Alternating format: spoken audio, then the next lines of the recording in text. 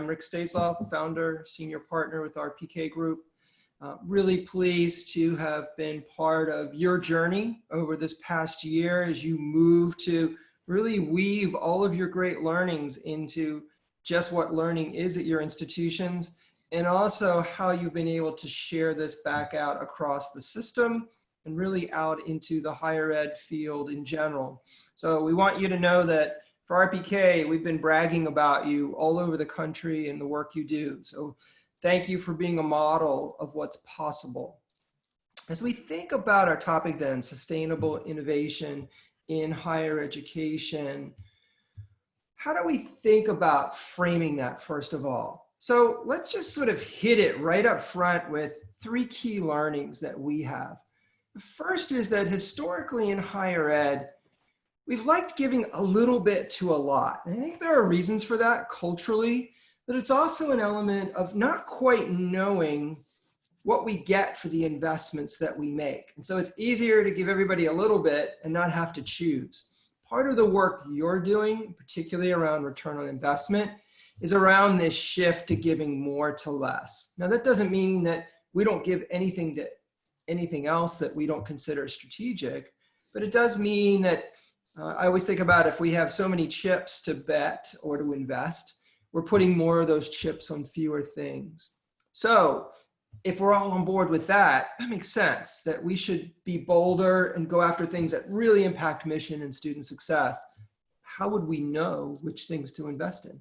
So that's that second point here around this shift to return on investment, right? And we've talked quite a bit throughout your journey around what ROI means, but also what it doesn't mean. And yes, it is focused on financial return. We've all discovered, I hope, there's this wonderful linkage that as students are more successful, it actually helps the bottom line, which lets us develop resources to reinvest in those things that help students. But there's also an ROI in terms of student needs around time to degree, around their own investment, and of course, moving up to the system and to the state, what its investment is, getting students to a completion, getting them into the workforce, helping them achieve their life goals. And finally, as we think together this idea of innovation and return on investment, what do we really get at our institutions? We get sustainable innovation, innovation that becomes its own economic engine, that we can continue to reinvest in, that we can iterate on, that we can scale. And so we move away from this idea, perhaps most of us have experienced, where we get a grant, we do something cool, and then the grant's over and the cool thing stops. How do we move away from that and take all of the great learnings that come out of these innovative exercises and plug them in so that eventually OER is just how learning happens? So a little bit of framing around how we see the world, and from what we've heard from you, how perhaps we're changing the lens that we apply at our institutions. Next slide. So we don't take these questions for granted. Why should campuses care about sustainable innovation? Well, I think it's a little bit of what we just talked about, right? About this need to really integrate innovative practice into our operations so that they're part of how we operate. And so we see this across really all of the initiatives we do, whether it's around academic portfolio reviews, around streamlining administrative services, around new advising models, that you know you've gotten there when it's not the cool thing on the side, right? When it's not somebody's hobby, but it's just part of the life of the institution. How would we get there? Well, you all started before our involvement down this path, right, around OER, as Mark talked about earlier, and the state put resources into play to help jumpstart that. We knew that that wasn't going to last forever. So how do we get into more of this sustainable model? And we don't do that just by waving our wands. That would be great.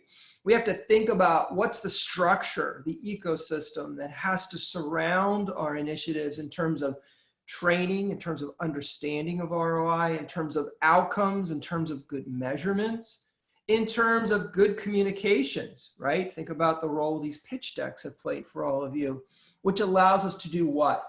To move out of what's been a test, a pilot, a bigger pilot, into scaling this into more of our institutions, hopefully ultimately across our entire institutions and across the system, and quite frankly, emerging as a best practice for our field in general, so that it gets integrated into the learning that takes place. So think about what's happened with online learning, right? When online learning started, it was this cool new thing a few people were doing. They were doing a little bit of. We had some successes and failures. You know, MOOCs were huge, then they kind of went away. Now they're coming back a little bit. Now online learning seems to be on target through remote learning, just to become a part and an important part of what learning is in some sort of hybrid environment. So we're driving towards integration, moving from this being an initiative to being an important part of how learning happens. So here we are in the midst of COVID, and of course in the last few weeks, just when we thought that we wouldn't go, wow, when we read the morning paper, we have yet a new set of challenges emerging in terms of protests, what's happening within our cities, which of course are not new challenges. Those challenges around equity and inequity have been with us for a long time. They're just coming more to the fore.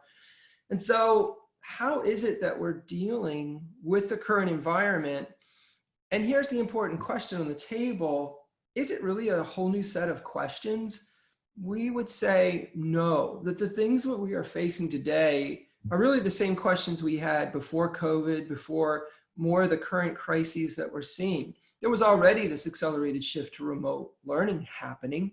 We knew there was a greater emphasis on workforce connection, which was associated also with some questions around the value proposition for higher ed. We know we had shifts and declines in enrollment in traditional age students, also in important pipelines for us around international students. And that public funding, while it had come back some from the 2008 Great Recession, really had not recovered. So the questions on the table today are the same questions that were on the table. So what's changed? Well, urgency's changed. Urgency got turned up to 11, right? In terms of our ability to ignore these challenges and questions has really become, quite frankly, just intolerable. For some institutions, they have to be addressed in terms of whether or not they're going to continue and whether they're going to survive, right? For other institutions, it's more a function of whether they're going to be able to thrive or to continue to thrive. So change is coming in higher ed. It's going to happen whether we like it or not. How could we contribute to that change being planful? How could we contribute to it being part of shifting to a data-informed culture? How could we contribute to the creation longer term of sustainable models? And know that those sustainable business models aren't just about the bottom line in finance, but are about how we invest in student success. And I would go so far as to say, if we're going to get really serious about equity and addressing equity, we also have to think about the business model, because addressing the business model helps us think about things like maintaining affordability, about, again, investing in student success, about investing in the things that help students get to completion. And so I think that's a very tangible way that the lessons here contribute to next steps and longer term success. So if that's true, what's higher ed doing? We've been doing a fair amount of surveying along with our partner ABC Insights. And what we're seeing is that higher ed's responding. Of course, higher ed's responding, but there's still a fair amount of hunkering down of let's see how we get through this storm, right? About making short-term changes, about looking at across the board cuts in budgets, things that aren't really strategic, that don't lead to longer term sustainability. And that's a concern we have, quite frankly, that if we think that this is a true disruption in higher ed and in the way learning happens, and we treat it as just a short-term bump in the road to get through, it means two things. One, we won't set ourselves up for the long play, right? Two, we'll miss this huge opportunity, right? Because urgency is now greater, our ability to lead appropriate change, right, is actually enhanced. And so we would say, let's not miss this opportunity to help move people forward. How might our shifts to remote work? How might our shifts to remote learning? How might the very things you've learned on your journey here about sustainability help propel us forward and, quite frankly, lead to a new version of your own institution 3 years from now, 5 years from now? That's the opportunity. So how would we do that, right? I think we're all kind of hungry at this point to know what's working, where's the best practice, what can I do in my own campus, within my department, within my initiative. So if we think about that just in terms of some context, right, there is this idea of shifting the frame from what has historically been around cost cutting, budget balancing towards return on investment. If we believe that higher ed must maintain access, think about affordability to support that and drive more students towards attainment and their own life goals.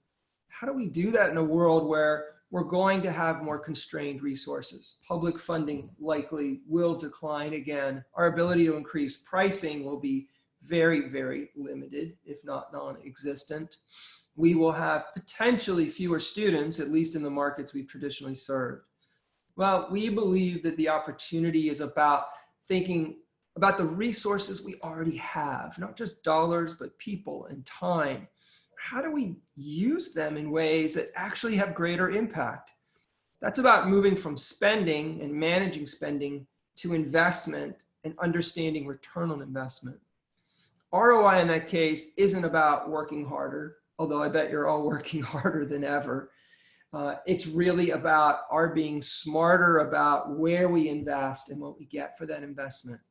And to do that, it means we've got to put this infrastructure in place, which you all have been very busy building around OER. Again, defining what is OER, how do we use it, how do we expose people to it, how do we get more people on board, what does it cost, what really are the savings to students, is there an ROI, how do I talk about that ROI? And then secondly, this change in culture, right? About our ability, quite frankly, to be entrepreneurial, to move more quickly around change, to focus and make bigger bets on things that we can see tangibly are impacting the lives of our students. So that's that shift to ROI. So what does that get us then as we connect down further into OER? Well, historically, higher ed has really lived on what we would call the revenue side of the equation, right? That we have pushed really hard to get our governmental funding to support us and support us each year at greater levels, local, state, federal. We've looked to greater and greater philanthropy. We've looked to bring in more financial aid, often institutional financial aid, right? In order to help students write what is an ever bigger check. Every year, higher ed gets more expensive. It gets more expensive on a per student basis. It gets more expensive when we look at the cost to get a student to the finish line and have a completion. So we've lived in terms of thinking about our solutions on the revenue side of the equation. Higher ed gets more expensive. Well, then we need more resource to be able to meet that greater expense. It feels like we're in a moment where we can shift the conversation now towards the expense side of the equation. Why does producing quality higher education cost what it costs? What are the levers that we control that would actually let us reduce that cost? So that's a function of understanding the mix of programs we offer and what's the net revenue generated by each. So we understand how we earn a living, what our economic engines are. How do we streamline our administrative support services so we have clear lines of authority, better decision-making, we remove pain points, we lower cost, we take people who quite frankly are in management positions with management titles and salaries that really aren't doing any managing under them. How do we best align resources with the things that appear to be moving the needles around student success to drive towards attainment? And how do we increase affordability and accountability around the right metrics that help us better understand the cost of what we do and how it translates to student success? So those are things that actually live on the expense side of the equation. Why would that matter? Well, if we reduce cost, it takes pressure off what has historically been an ever annual increasing price to students. And that supports affordability, of course, but also access. Secondly, it helps us increase the efficiency in what we're delivering and align that with things that, again, get students to achieve their goals around attainment and beyond. So that's the opportunity that's out there. It's something, quite frankly, we haven't talked about in higher ed. The moment seems to be here to make a shift in that direction. So we'll keep drilling down here now on OER then. How does it help students? We're saying there's an ROI there. Well, we actually, from our research, have seen there's a significant benefit to students. We've been focusing more on what the cost saving is to students, right? And rightfully so, because we see that as an obstacle to student success if they don't have the right materials at the right time. And indeed, there is a significant cost savings to students. But over and beyond that, in terms of student success, students that are in OER courses and pathways, we've found have a significant increase in credit hours attempted, meaning they're moving more quickly towards their completion goals. That there's a decline in course drops, there's a significant decline in DFW rates. So OER is actually helping us not only remove this obstacle around students having the materials they need affordably, but also in terms of their performance and the outcomes around their success.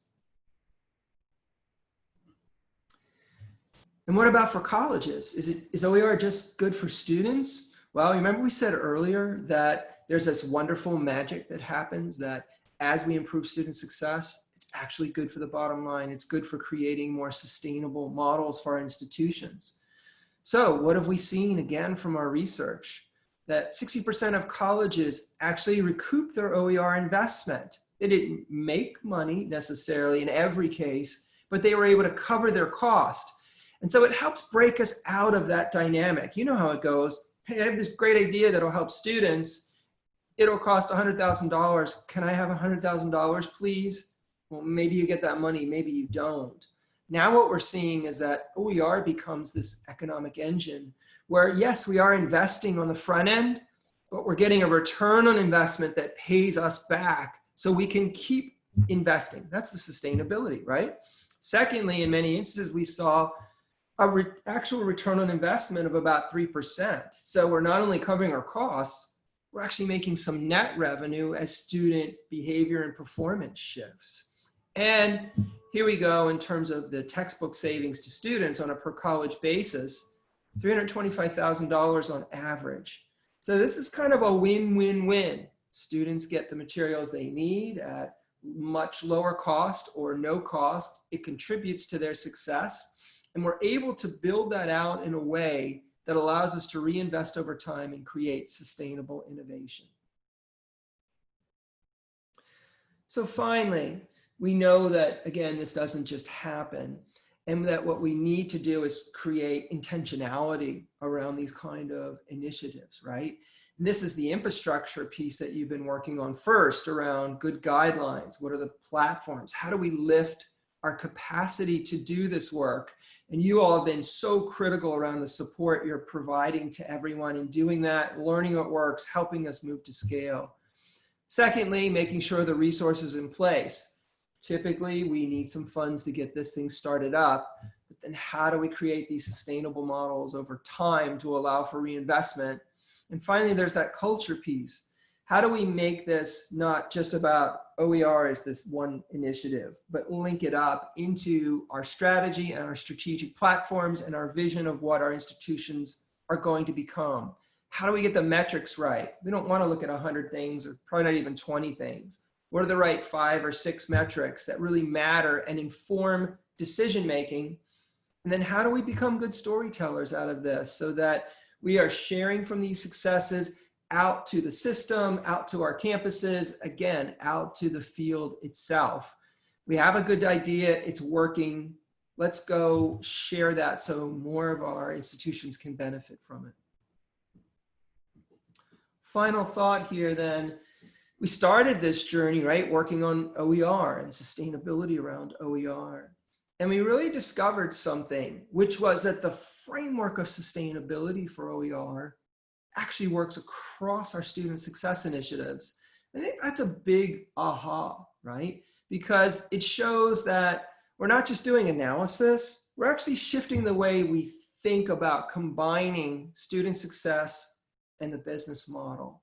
And so the very framework that we've developed for OER in moving towards sustainability, the very metrics we've developed, some of the communication tools you've developed, apply across all of these different initiatives that you see here in front of you.